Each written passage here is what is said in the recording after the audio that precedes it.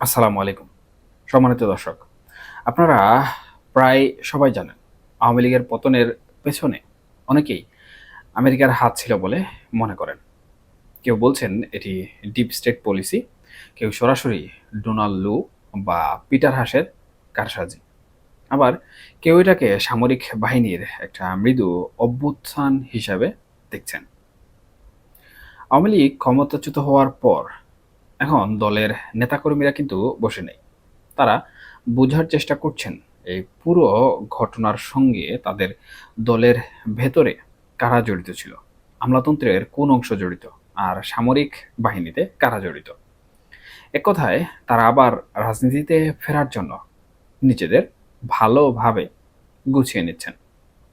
আর ঠিক এই জায়গাতেই সমস্যা শুরু হয়েছে। আওয়ামী লীগ চলে যাওয়ার পর দেশে যে বিশাল রাজনৈতিক শূন্যতা তৈরি হয়েছে, তাতে একটি ভালো নির্বাচন বা একটি স্থিতিশীল সরকার গঠন করা আমেরিকার স্বার্থে অসম্ভব হয়ে পড়েছে। আর তাই আমেরিকা এখন ছলে বলে কৌশলে আওয়ামী লীগকে নির্বাচনের মূল ধারায় ফিরিয়ে আনতে চাইছে। এই কারণেই আমরা গত 3 মাস ধরে নানা রকম গোপন বৈঠক এবং তৎপরতা দেখতে পাচ্ছি। আপনারা খেয়াল করেছেন সম্প্রতি কিছু সাক্ষাৎ বা বৈঠক হয়েছে, যা আমাদের দেশের রাজনৈতিক প্রেক্ষাপটে একেবারেই অস্বাভাবিক। প্রধান উপদেষ্টা ডক্টর মোহাম্মদ ইউনূসের সঙ্গে প্রধান বিচারপতির একান্ত সাক্ষাৎ, সেনাপ্রধানের সঙ্গে মির্জা ফখরুল ইসলাম আলমগীরের সাক্ষাৎ। সবচেয়ে অস্বাভাবিক হচ্ছে মার্কিন রাষ্ট্রদূত বাংলাদেশ থেকে উড়াল দিয়ে লন্ডনে গিয়ে তারেক রহমান সাহেবের সঙ্গে দেখা করেছেন।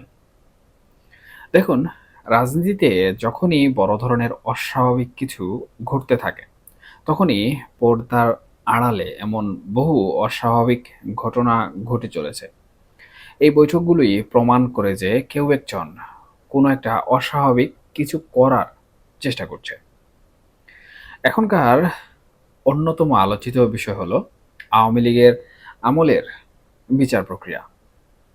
নজিরবিহীনভাবে ডিজিএফআই এর প্রায় সব ডিজি এর বিরুদ্ধে গ্রেফতারি পরোয়ানা জারি হয়েছে। এখানে একটা বড় জটিলতা সৃষ্টি হয়েছে। আপনারা জানেন সামরিক বাহিনীতে একটি কমান্ডিং চেইন বা শৃঙ্খলা থাকে। এই ডিজিরা যখন শেখ হাসিনার দোসর হিসাবে কোনো কমান্ড পালন করেছেন, তখন তার অধীনস্থ ক্যাপ্টেন বা লেফটেন্যান্টরা সেই কমান্ড মানতে বাধ্য ছিলেন। এখন যদি শুধু ডিজির বিচার হয়, তবে চেইন অফ কমান্ড একেবারেই ভেঙে পড়তে পারে।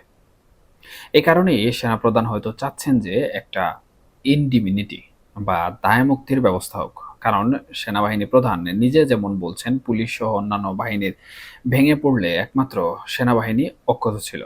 কিন্তু এই বিচার প্রক্রিয়া চলতে থাকলে সেনাবাহিনীও আর কোনোভাবেই টিকে থাকবে না বা অক্ষত থাকবে না। আর এই কারণেই আমেরিকাও চাইছে এখানে একটা সন্তোষজনক নিষ্পত্তি হোক। আমেরিকা কিন্তু বাংলাদেশে প্রথমে সেই একই মডেলের পরীক্ষা করতে চেয়েছিল, যা তারা পাকিস্তানে করেছিল। পাকিস্তানে ইমরান খানকে ক্ষমতায় বসানোর পর তারা তার সঙ্গে তাহের আল কাদরি বা মৌলানা ফজলুর রহমানের মতো ধর্মীয় শক্তিকে জুড়ে দিয়েছিল, যেন তাদের অক্সিলিয়ারি একটি ফোর্স তৈরি হয়। তারা ডক্টর ইউনূসকেও ঠিক একই ভূমিকায় দেখতে চেয়েছিল। কিন্তু ইমরান খান আমেরিকার তাবেদারি না করে পাকিস্তানের স্বার্থকে প্রাধান্য দিলেন এবং সরাসরি সেনাবাহিনীর সঙ্গে সংঘাতে গেলেন। ফলে তার পতন কিন্তু খুবই দ্রুত হলো এবং আমরা সবাই তা দেখেছি। কিন্তু পাকিস্তানে রাজনৈতিক প্রতিষ্ঠানগুলো, জুডিশিয়ারি, সিভিল সার্ভিস, সামরিক বাহিনী এতটাই শক্তিশালী যে শাহবাজ শরীফ আর বিলওয়ান ভুট্টো তাদের জোট টিকে গেল। আমেরিকা সফল হলো, কিন্তু বাংলাদেশে এই মডেল 100% ব্যর্থ হয়েছে। এর কারণ হিসেবে মূলত দুটি জিনিস পাওয়া যায়। প্রথমত, রাজনৈতিক প্রতিষ্ঠানের দুর্বলতা। শেখ হাসিনা গত 15 বছরে বিএনপি, জামাত, জাতীয় পার্টি সহ সব বিরোধী শক্তির মেরুদণ্ড ভেঙে দিয়েছেন। তাদের নেতৃত্ব দেওয়ার সাহস আর ক্ষমতা তিনি একেবারে মাইনাস করে দিয়েছেন। পাকিস্তানে নওয়াজ শরীফ বা বিলওয়াল ভুট্টোর দল মোটামুটি সক্ষম হলেও বাংলাদেশে এমন সক্ষম বিরোধী শক্তি বর্তমান সময়ে নেই। দ্বিতীয়ত, নেতৃত্বের দুর্বলতা। ডক্টর মোহাম্মদ ইউনূস একজন বিশ্বখ্যাত মানুষ হলেও তিনি কিন্তু ইমরান খান বা হামিদ কারজাইয়ের মতো রাজনীতিবিদ নন। তার দেশের ভেতরে রাজনীতি, অর্থনীতি বা জনগণের সঙ্গে কোনো সম্পর্ক ছিল না। সবচেয়ে বড় কথা, তিনিও শেখ হাসিনার হাতে ব্যাপক নির্যাতনের শিকার হয়ে একজন ভীত মানুষে পরিণত হয়েছিলেন। এ কারণেই গত ১৪ মাসে সর্বোচ্চ চেষ্টা করেও আমেরিকা তারেক রহমানকে দেশে আনতে পারেনি, বিএনপি, জামাত, হেফাজতকে এক করতে পারেনি এবং একটি স্থিতিশীল সরকার শত চেষ্টা করেও কিন্তু তারা দাঁড় করাতে পারেনি। এখন আমেরিকা চাইছে, যেহেতু আওয়ামী লীগ নাজুক অবস্থায় আছে, মামলা, ফাঁসির ভয় আছে, তাই দুর্বল একটি প্রস্তাব দিলে তারা রাজি হবে। প্রস্তাবটা কি? হয়তো সংসদে ৩০ থেকে ৪০ জন এমপি পাবেন, সরকারের একটা অংশ হবেন, কিন্তু মূল ক্ষমতা থাকবে না এবং মামলা মোকদ্দমা চলতেই থাকবে। অর্থাৎ তারা ২০১৮ সালের নির্বাচনের মতো বিএনপির করুণ দশাটা আওয়ামী লীগের জন্য তৈরি করতে চাইছে। কিন্তু আওয়ামী লীগ অতীতে আমেরিকার পলিসি ভালো করে জানে। তারা জানে কিভাবে ২০১৪ সালে বিএনপিকে দূরে রাখা হয়েছিল, আবার ২০১৮ সালে কিভাবে ঐক্যবদ্ধভাবে সবাইকে নির্বাচনে আনা হয়েছিল। এই সবই ছিল আমেরিকার পলিসি। তাই তারা এখন মনে করছে তারা কোনো রাবার স্ট্যাম্প পার্লামেন্ট হতে চান। তাদের এখন দুটি পথ। এক, যদি টিকে থাকতে হয় তবে লড়ে সংগ্রাম করে টিকে থাকতে হবে। ২, আর যদি শেষ হয়ে যেতে হয় তবে জুলুম, অত্যাচারে শেষ হয়ে যেতে হবে।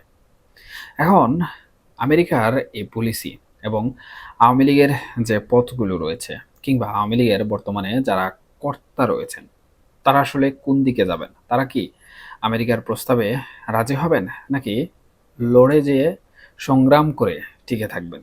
এটি একান্তই তাদের রাজনৈতিক বিচক্ষণতা, রাজনৈতিক পারদর্শিতা এবং তাদের হাই কমান্ডের উপর নির্ভর করে।